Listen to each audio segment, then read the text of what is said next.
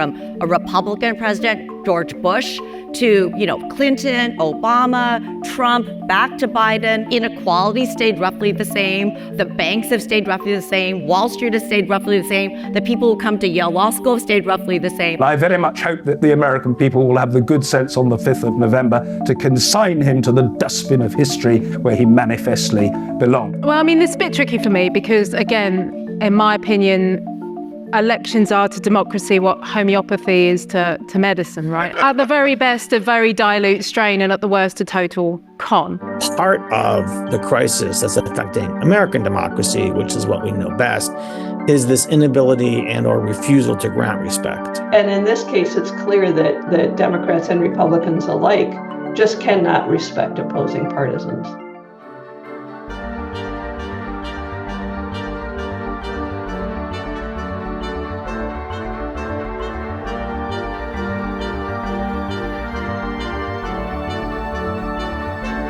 And my last point is there's one other threat, and that is the threat of Donald Trump. I am, to be honest, mightily proud of the fact that in 2017, I intervened to prevent Donald Trump coming to address a meeting of both Houses of Parliament in Westminster Hall. I knew by intervening in a public way, because of private correspondence I'd had with Number 10, that it would probably cause a row, but I calculated that I had more opinion on my side in Parliament than against me, and I had a very substantial mailbag and inbox at the time, which was about 84% to 16 in my favour. And I said that I thought our opposition to racism and sexism and our belief in an independent judiciary were extremely important considerations in the House of Commons, and I myself would not wish to issue an invitation to President Trump. Now, I was flayed and denounced by the bigot faction in the Telegraph and elsewhere for making that judgment, but I stand by it. Nothing's happened in the intervening 7 years to cause me to believe that I was wrong, but a great many things have happened to reinforce me in the conviction that I was on the side of the angels on that important matter.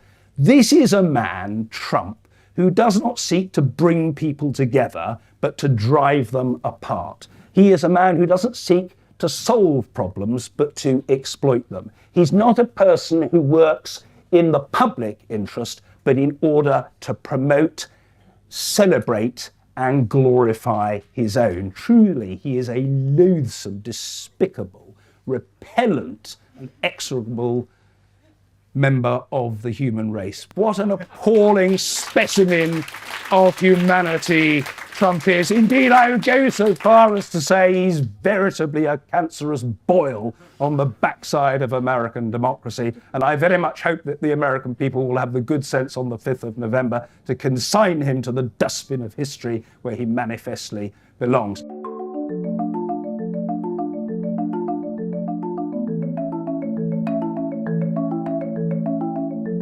Whilst you can actually have people, leaders, that show quite a range of difference, one of the things really I think that we're seeing at the moment, this particular moment, is that the difference between leaders seems to be more about how much bellicosity they're willing to show most explicitly, right? So you might get leaders that can tidy that up a bit, make it a little bit cleaner, a little bit more palatable. I'm thinking your Democrat victory in America. Why did we on the progressive left, as it were, find Trump so distressing? Because he shows us the naked, horrifying, ugly truth of how power works, what it wants, and how it pursues its objectives. Whereas if we find someone who's just a little bit more easier, palatable, says a few more of the right things in press conferences, that gives us a little bit of reassurance. So I think those differences superficially, they seem quite vast. You seem like you've got really different people. I think it's getting rarer and rarer that you have figures like Chavez, for example, who are able to actually really structurally change countries, particularly in the moment that we're living at now. I mean, that was the other thing which sort of really struck me when I got this brief, that nation-state democracies seems to be a very specifically historical product from the 19th century, perhaps. We don't live in that kind of a world anymore. That's not matching the kind of problems, the complexity of problems that we face in modern life, where you've got things like climate change that don't respect boundaries, that are ubiquitous yet intensely localized, that are constantly changing. Are these things that some nice little government, nice leader representing this nice selection of policies, Can they really deal with that? Do they have the speed? Do they have the intellectual mobility? I think not. And then the final thing that's coming through very clearly here is this whole issue of demagoguery, right? Well, I would say this. Democracy that doesn't come with any responsibility leads to demagoguery, right? So if you're just picking which are your favorite thugs you want to put your money behind, as it were, or your cross next to, that's great. But if you actually have to be the person that's part of the decision-making process, that has access to that power, that has access to the resources to action it, then suddenly maybe your decision-making might be a wee bit more nuanced. To put it mildly. A choice of thugs. Now, that's an interesting one. Amy, let me let you come back on that. Is that how you see it? You know, actually, there's a lot I agree with. When I switch now to the United States, there's so much I agree with Sophie about, from the last 30 years, that statistic doesn't surprise me, from a Republican president, George Bush, to, Clinton, Obama, Trump, back to Biden. I think Sophie's right that there's really inequality stayed roughly the same. The banks have stayed roughly the same. Wall Street has stayed roughly the same. The people who come to Yale Law School have stayed roughly the same. Where I differ from Sophie is I think that there is something happening in the United States right now that is unprecedented. So this is a little bit of a different point. I think for the first time in U.S. history, we are starting to see destructive sort of ethno-political dynamics that we have never seen in 200 years. Just explain what you mean by that. And what I mean, well, the reason this is happening is for two reasons. First is massive demographic change. For the first time in U.S. history, whites are about to lose their majority status at the national level. It's already happened in many, many states, many cities, but at the national level. So as a result, everybody, so I won't have time to go into the dynamic, but that has really changed a lot. And the second goes back to this idea of a market-dominant minority.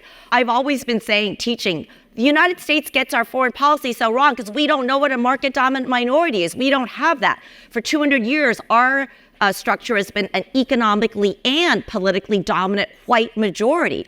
But I think today we're starting to see, and this taps into a little bit what Sophie was saying, the emergence of our own little weird idiosyncratic form of a market-dominant minority, by which I mean are, I think we might call them cosmopolitan elites here, or coastal elites.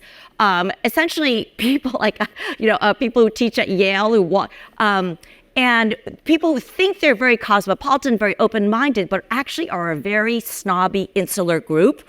So without going into the dynamics, I will say that there will be a major difference in if President Trump is elected, maybe not so much with the finances and the banks, but for example, President Trump's base is drastically more male, very much openly against DEI.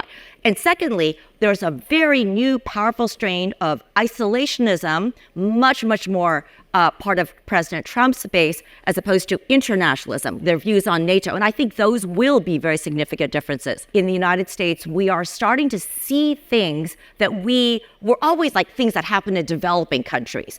And one very characteristic result when you have a market-dominant minority and then you have elections is the erosion of trust in electoral outcomes. And I don't think you guys have this in the UK yet, right? Or so much. It's a huge, terrifying problem for us in the United States. President Trump saying he might not, if he loses, he might not believe those results, And by the way, this is not just a left-right thing, I'm afraid. When Hillary Clinton lost, she also said, Russians stole their election. She didn't. So, and we increasingly, this is something that is true of developing countries. Trump says if he loses, he's going to, right now they're prosecuting President Trump in trial. But he says if he comes in, he's going to prosecute Biden. And this is classic what happens in developing countries. Whoever's elected puts the previous leader in jail or shoots them. And so I'm very worried about these kinds of, developments. Yeah, Dr. Q. I would like to comment on this, that Trump election 5 years ago, before the election, he made a very shocking announcement which you can't even imagine in India. He says, if I lose, I will reject the election results.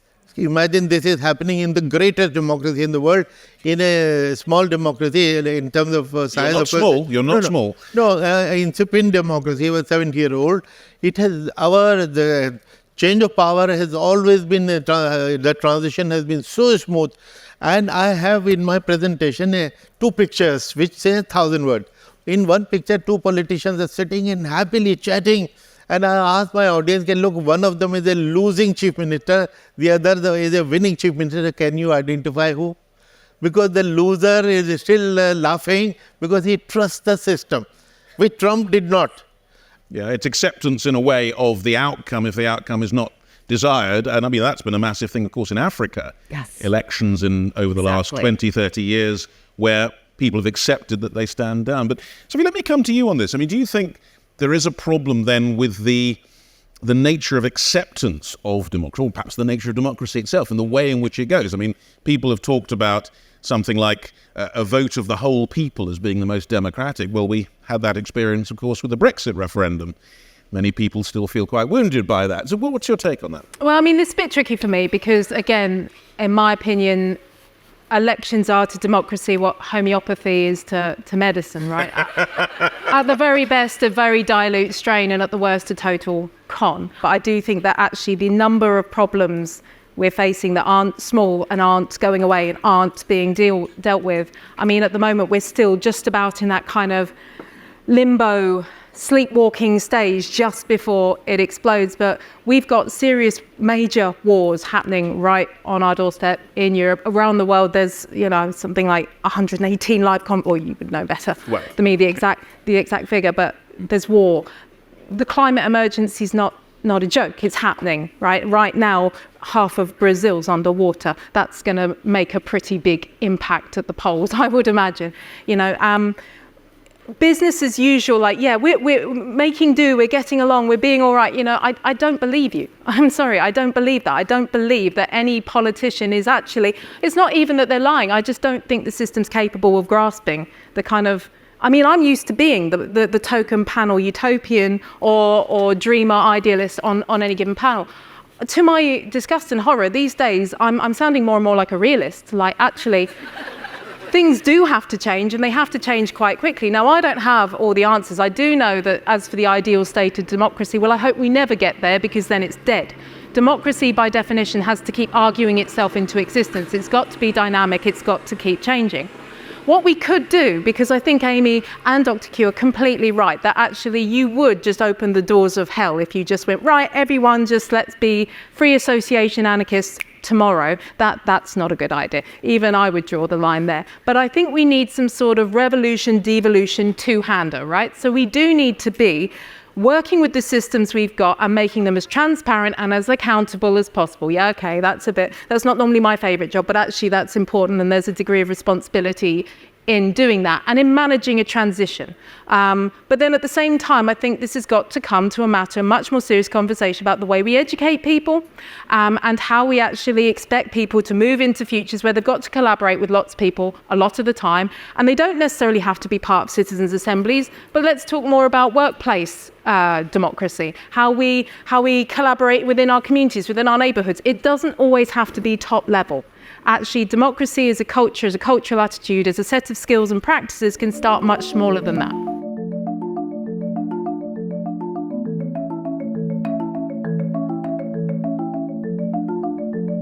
Okay, so one basic question is, why study respect? Why is respect important?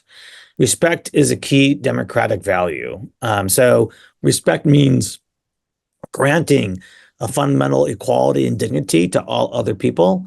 And it's important in a democracy because we have to work with people whose political views are very different than our own, that we often need to collaborate. We need to get the work of politics done. And this is on all levels, right? I mean, often we think of Congress or Parliament when this is happening, but it's true at the local level as well. We have city councils, we have school boards in the United States. There are various local political entities where people of different parties and different views need to work together to pass legislation, to hire city managers, and to make things work. We think that part of the crisis that's affecting American democracy, which is what we know best, is this inability and or refusal to grant respect, that by demonizing the other side, and we'll talk more about this in a few minutes, by political stereotyping, by assuming the worst of each other, we have made respect much harder to grant. And the lack of respect is certainly makes things more difficult to get things done. We have a quotation here from Representative Patrick McHenry. He used to be an obscure representative in the House of Representatives, but in our crisis here a few months ago, when Kevin McCarthy stepped down, he was the temporary speaker, and he joined Congress as a firebrand. But then he realized that if he was going to actually be an effective legislator, he needed to respect both the process and other people. And when you respect that, when you have respect, then you're able to get things done, which is so important in democracy. So I'm going to talk for a minute here about what's called recognition respect. This is not a term that Beth and I coined. It's popular in scholarly literature. And recognition respect is, as the slide suggests, it means that we just respect everyone. We recognize everyone as our fellow human beings, and we treat them as equals in this regard. And recognition respect really is kind of a key value in a democracy, because we're not recognizing you as in some kind of hierarchy. We're recognizing you as a fellow and equal human being. And so this leads to our what we call the liberal respect paradox, which is that if you ask liberals, they will say that they believe in recognition and respect. They believe that everyone deserves respect. This is true for conservatives as well, but liberals believe in respect at a moderately higher rate than do conservatives. But yet, when you ask liberals if they actually respect opposing partisans, people who voted for Donald Trump, then that respect in practice begins to really start to break down. And in fact, our data show that conservatives are moderately or modestly more respectful than our liberals. I don't want to exaggerate the difference, but the difference in our studies anyway is really real. And so this leads to what we call the liberal respect paradox, which is that liberals say they believe in respect of all other citizens, all other humans, but then they have a very hard time actually practicing it. So there's a gap between their beliefs and what they actually do. As Jeff said, political theorists have looked at respect, at recognition, respect. It's a topic that quite a few theorists have grappled with and tried to figure out. On the side of political psychology, though, we just don't study respect. We just haven't studied it much at all. And that means that when we go in to try to measure it, people's attitudes about respect, we're really starting from scratch. We're trying to figure out what do people really think and how do they think about it. So we decided to ask people in our surveys questions that got at the abstract principle of recognition, respect. Is it important that citizens respect each other? Should we be respecting each other as fellow human beings? So these are abstract. We're not pointing out anybody who might disagree with us. And as you can see from the results on the screen, people overwhelmingly think that we need to respect each other, right? Interestingly, though, the blue columns are the Democrats, the red columns are the Republicans, and Democrats are slightly more likely to say that they believe in this abstract principle of respect. These differences are small, but they are statistically significant. So there is a tendency for Democrats to believe more strongly in this abstract principle of respect than Republicans. We also, though, asked people about their respect for opposing partisans. So we asked Democrats about Republicans, and we asked Republicans about Democrats. And you can see that on the right side of this slide. So first of all, it should be obvious that people have much less respect when talking about opposing partisans than when talking about respect in this abstract way. So we asked, do you struggle to respect Democrats or Republicans, depending on your own party? You should respect opposing partisans because they are fellow human beings. That got the most support, but it's much lower than the abstract principle one. And then opposing partisans' views make it impossible to respect them. And in this case, I mean, about 60% of people, or over 60% basically, say that they can't respect opposing partisans. So this is, remember that recognition, respect is a universal. It's something we should give to everybody. And in this case, it's clear that Democrats and Republicans alike just cannot respect opposing partisans. Great. So this is a table that is based on our focus groups. And of course, focus groups are not a random sample necessarily, but what they do give you is kind of a depth that surveys can't do. Like the conversations are very, very useful to have. And what we found in our focus groups is that liberals were much more likely to struggle about respect. So we divided the comments when we asked about, do you respect opposing partisans, people who voted for either Donald Trump or Hillary Clinton. We divided them into 4 categories. The first one was no struggle. Of course, I respect everyone. And as you can see from the table, conservatives were much more likely to say that than liberals. And then there was the category of no struggle. I just don't respect. If you voted for Donald Trump, I have no respect for you whatsoever. And you can see that for liberals, a substantial number said that. And then, of course, the largest number of those who really struggled, which is something that was on the second slide of our presentation. Liberals who were really struggling between their commitment to respect, but then their inability to grant respect to people who voted for Donald Trump. And then there were other people who didn't struggle, but just said it depends on particular circumstances or why they voted or other kinds of things. So I think that the big takeaway from this table are the 2 middle numbers, the no struggle, do not respect, and the struggle, which is that obviously respecting opposing partisans is something that is a struggle or difficult to do for liberals. But yet not as much, at least from our focus group participants, not as much for conservatives who simply had an easier time.